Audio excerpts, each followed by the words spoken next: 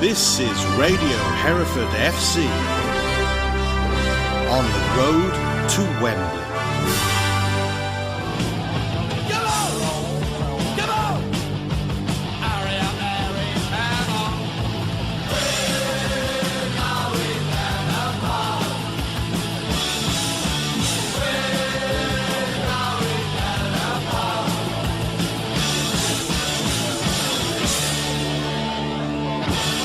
Hello again and welcome to We're Going Down the Pub with me, Frank Williams, and the ground guide guru, that is Mr. Simon Wright, yet again. Frank, I'd never know how to reply to these, so no, I never do. But that's the 54th time in succession I've used that introduction, and you still don't know how to reply I'm still to it. nonplussed, yeah. Well, look, we said that this season that we would cover all, we would give guides to all FA Cup and FA Trophy matches. Yeah, we regret it now, aren't we? We are. But no, we've actually got an away one. Do you realise we have 2 away Saturdays in succession? Yeah. I know. No, it didn't quite twig. I didn't think that was allowed anymore. No, but it is. Although they're in different months, as it turns out. Yes, indeed. But they are. Anyway. Okay. Thanks to sterling efforts at Potter's Bar on Wednesday morning. 2:20 I got into bed. I just couldn't do it. Yeah. Well, we did, and thanks to that that match on Wednesday morning, we are rewarded with an away tie on the 25th at Oxford City. Yeah. Now, indeed, it's got a lot of plus points as trophy matches go. Try and put aside my doubts about participation in the trophy. Oxford's a new ground, it's sensible mileage, 76 miles from the Shire. I mean, hey, didn't think that was legal either. And, it looks winnable against higher level opponents. Yes, it does. And of course, they're at the level that we're aspiring to be playing at next season, aren't we? Yes. So it should be probably the best judge of where we are at the moment, because we've been playing teams higher, we've been playing teams lower, but actually now we're aspiring to take their place perhaps even, because they're not doing they're 20th, having a rotten time in the league, but of course, but there's always a but. It's in Oxfordshire, and the concern is that Thames Valley Police will stick their size 12s where they're not wanted again, we are pretty much rushing this podcast pretty quickly, so we do hope that there won't be any, shall we say, interventions from the police. Well, I understand it. I mean, I've had a look at a lot of photographs, overhead photographs of the ground floor. You can't segregate. I can't see how they could possibly segregate unless they do a Trump and build a wall. Get the Lego bricks out. Yeah, they would have to. They'd have to do something quite desperate in order to do that.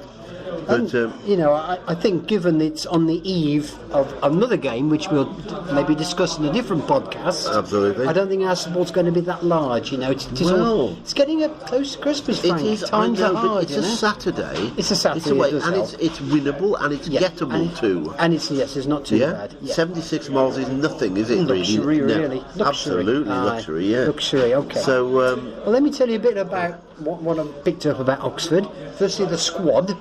Do you remember the name Justin Bennett? Yes, he was at Salisbury. Yes, and he got 40-odd goals for the supermarket chain last year. Was he on loan to them? I think... that's a good question. That is a good question, isn't it? I thought he was their player. Oh, right, so he's moved up a step. He's moved, 2 steps, hasn't he? Yeah, right, okay. Sainsbury's, step 4, on the pale. He's, in theory, an Oxford City player all the season. I say in theory because he's out injured for the whole season, so we have to worry about him. Yeah. Poor sod, don't wish that anybody, really. Curiously, they do have an Horatio in the ranks. Horatio? You don't come across many of those, do you? Striker Horatio Hurst. He's a young player on loan from Sheffield United back to his hometown clubs. You can make up your own line here around blindside runs. And, I bet he's pretty armless, really, though, isn't he? I would have thought. Oh, dear. Yeah, I must be the only footballer called Horatio ever come across, but there you go. as long as they haven't got anybody in their ranks called Hardy, who's going around trying to snog during the game, you know. Oh, good. Anyway, mate, that quite put me off my stroke, that is. All right, their main striker, though. Their main striker, the one to watch, Matt Patterson. 11 goals in 14 games. Now, he's an ex-pro. He has been around quite a bit. He played for Southampton's first team 17 times. Right. Including getting sent off against Man United, which gets yourself noticed, I guess. He also played a lot of games for Southend and Burton in Division 2. 28. Oxford is his 10th club. And he's only 28? 28. He's been around a bit, hasn't he? He has, really. And he got City's winner in the last round of the FA Cup. At Colchester? Yeah. Good win that was, wasn't it? Really? Yeah, and they played 4-5-1 and he was the one and he scored. Yes.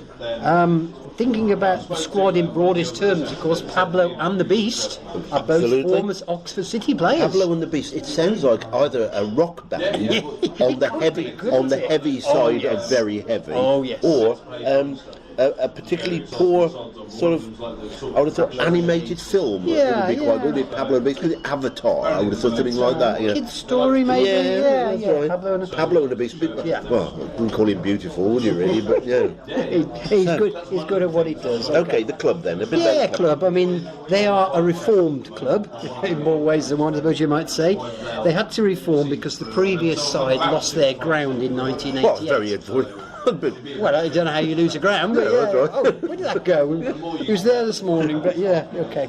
Yeah. So it closed down, basically. Yeah, that's right. They played at Brasenose College, and Brasenose have been very brazen-nosed about it. So absolutely. We're not playing here anymore. They were best known for two things. Firstly, they were managed by Bobby Moore and his assistant Harry Redknapp. Good heavens, yeah. Which is an interesting combo. And they also took part, of course, famously in the longest FA Cup tie in history. 6 matches against Alvechurch. Can you imagine? 6 matches against Alvechurch. I wouldn't want that spread over 10 years, let alone over, 3 or 4 weeks. That's right. Oh dear. What a thought. There you go. Is that right? The longest FA Cup tie in is, or the most minutes that would have been then? Well, it's the same thing. He went to 6 matches, so... Did they win it? Sadly, Alvechurch won it. But they were so exhausted. On penalties? Probably, more or less. They were so exhausted they went out the next round straight heavily. Well, that's right, yeah. As we've probably touched on, really, they're having a rotten time in Step 2. They've only won 1 home league game this season. So they are in National Division 1 South. They have done rather better in the Cups, otherwise they wouldn't be playing us. And as we mentioned, they had a rather good win at Colchester in round 1 of the FA Cup. Yeah. And like us, they're in round 2. Yeah, they've got Notts County, haven't they? They've got Notts County, and they've got the live game, which, not the win. They've got the 100 grand, then, have they? Anyway, that's FA Cup, which is a completely different game. This is trophy. And from our point of view, it's got to be winnable, because in terms of our league position and their league position, there's only about, nine places between us. Yeah, exactly. So we would look upon this as probably winnable. More than winnable, And they're not a well-supported side. They average 250. And there's modest Welsh Premier League sides like Barla Town get more than that. So they're a community club. They've got more players than fans, literally. They've got 37 teams. It does look as though, we're not quite clear on this, looks like they have a 3G surface. They do, next door. Yeah. Well, we're not sure whether it's next door or whether it's actually the pitch. Because when you look at pictures of the first team home games on the website, you can see that telltale spurt of tyre rubber coming up. Yeah. Which last time I saw photographs of it, doesn't seem to have any stands or anything around it, unless they moved them from one pitch to the other. It's not clear, but there's a lot of sources suggest otherwise. So we need to check that one out. Okay. The ground itself. Yeah. Well, gosh. Capacity. Bare minimum 2,000, though they do have 600 seats. Well, now where do you get that from? Because when I looked this up, granted with Wikipedia, it said it's 3,500. 3,500 with 600 seats. When you look at Oxford City Nomads, who share the ground, it says 2,000 on Wikipedia, so they've got to make them. Perhaps they use the other pitch. Excellent. Yeah, Oxford themselves say 2,000, and there isn't a lot there really. Yeah. They've got, fortunately, the seats, the main seated area's got a line of pillars. Right, that'll please Greg. And a low roof, just to make it really interesting. They've got covered terracing opposite, and at one end they've also got loads of pillars as well. Right. There's one new stand on the corner of the ground that doesn't appear to have any pillars, so that may be the best bet. Hot news from Justin Radcliffe, well-known Hereford supporter. He was there in November, and he says the egg and bacon rolls are really, really good. So there, let's look out for those. They might have gone a bit off since then. Yeah, well, I'll look at the best before dates when we get there, just to check. Yeah. Right. Yeah. Okay, I might love that. Okay, normal admission charges, and I would imagine probably these would be normal admission charges. £12 adults, £6 if you're an OAP or got a disability, and if you're a student, a mere £3, and if you're under 16, free of charge. Now there is a car park right outside. It's free. May not be big enough, but I'm not sure what they'll do because there's not many alternatives nearby. The biggest building by far is the club offices and the clubhouse behind the goal. It's big and very, very green. I think it's supposed to blend into the surroundings, but it doesn't. It looks a bit of an eyesore. But Breakspear are club sponsors, so it's a rate and certainty they'll be serving Breakspear's beer in the clubhouse. Well, that would be good because there's some excellent ones there. Yep, Oxford Gold, for instance. Can't go wrong with that. That is rather handy because there's actually nowhere else to go. Well, no, it's in the middle of nowhere. No, really. If you like admiring noisy A roads, green fields or houses, you can have all of those, but you can't find any pubs or cafes because the nearest pub is 2.5 miles away. Right. So it's annoying, I mean, so that's really Oxford. So your verdict on this then? Well, the prize money gets slightly better. It's £5,000. It's an incentive. Yeah. But of course, the FA Cup's going to be on the players' minds for both sides. So nobody wants to get injured. And I think if we get any more injuries, you and I be on the bench, frankly, but that desperate. That would be dangerous. Yeah. If we do win, the home game against Bishop Stortford on December the 16th will be added to our list of postponements. Right. I think I'm fairly confident. I think we'll win narrowly. What do you reckon? Well, I think we've got a very, very good chance. I mean, they will be thinking, they've got a very good chance as well. But I think it should be. It could be tight, but it should be within our scope to do that. Now, getting there. I mean, this is unusual. You can get there by train, sensibly. Via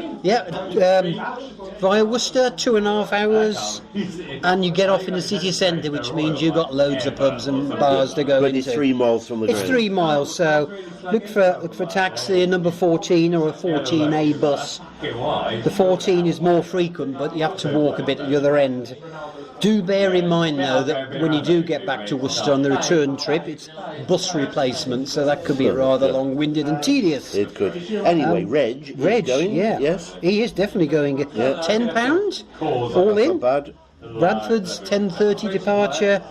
One coach nearly full, so if you go in, make up your mind and tell Reg. And tell Reg on his Facebook page. Exactly, Hereford. Well, that's great. That's quite a hurried, but we hope informative guide to our next FA Trophy opponents, Oxford City.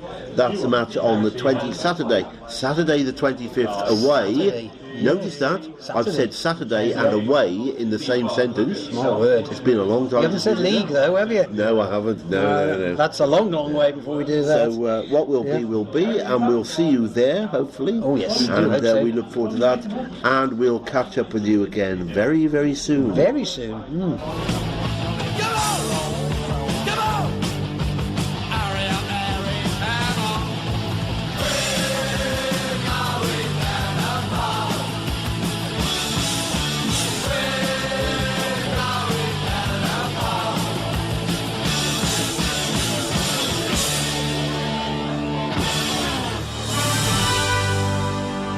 You're listening to Radio Hereford FC on the road to Wembley.